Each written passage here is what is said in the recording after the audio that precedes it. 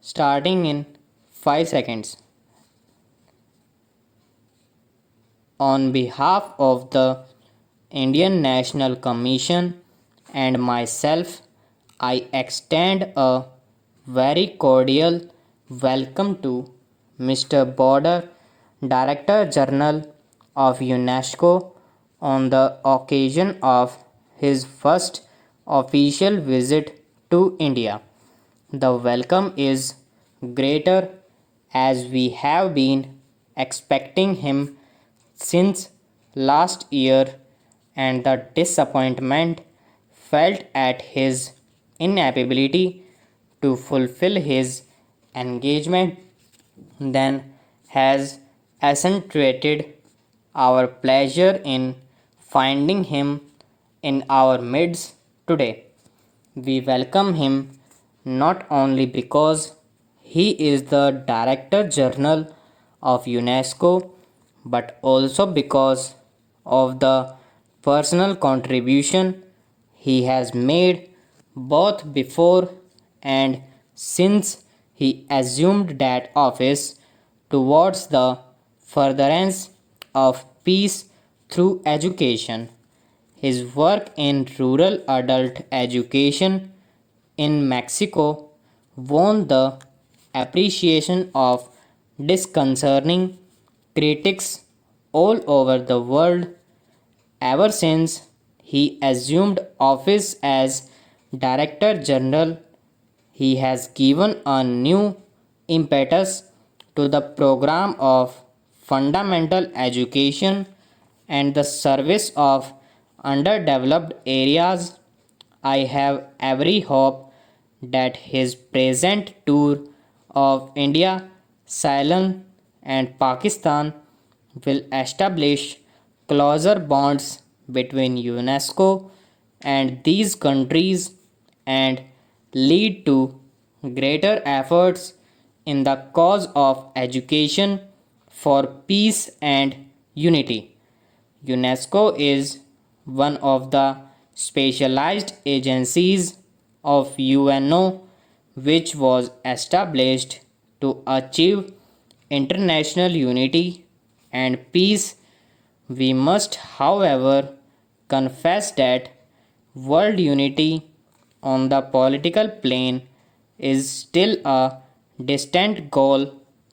The world organization which have been set up to achieve political unity, whether as the League of Nations or the United Nations organization, have not yet achieved anything that can rekindle the hopes of man.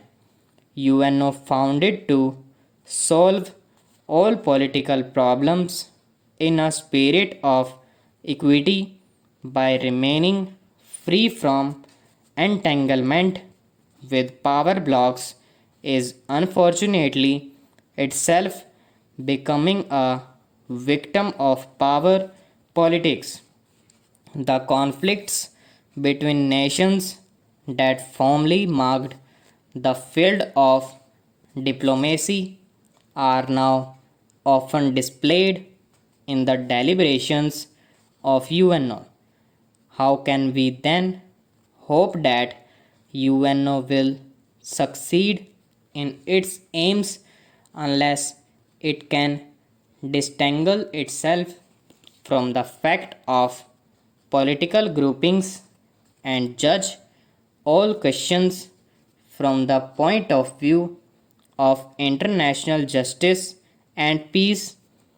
While aware of the present shortcomings, India is nevertheless a staunch supporter for world peace is so precious an objective that we cannot give up any instrument which offers even a remote hope of achieving it.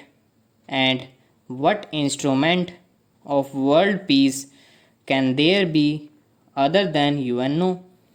If therefore in this troubled world we can find any gleam of hope for unity and peace, it can be only through the activity of UNESCO.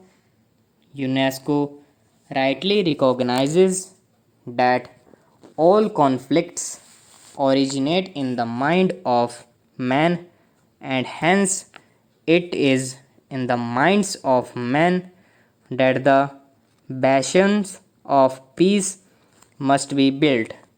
The emphasis here is on the cultural unity of mankind, to which different countries and different peoples have made their contribution.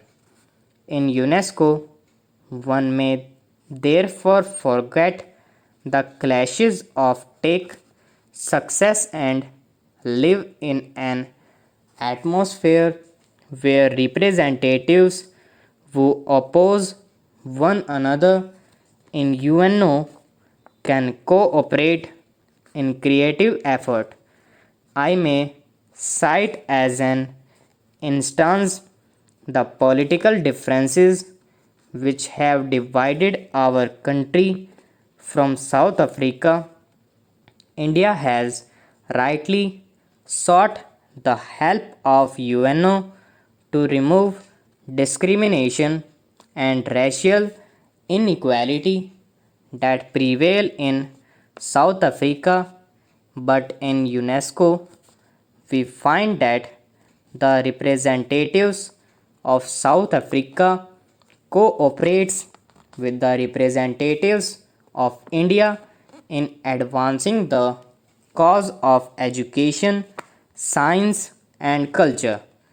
Education is basic to the creation of an atmosphere in which human beings can meet one another on a plane of friendship and equality, and we are particularly happy that the direction of UNESCO is today in the hands of one who has identified himself with the furtherance of these ends.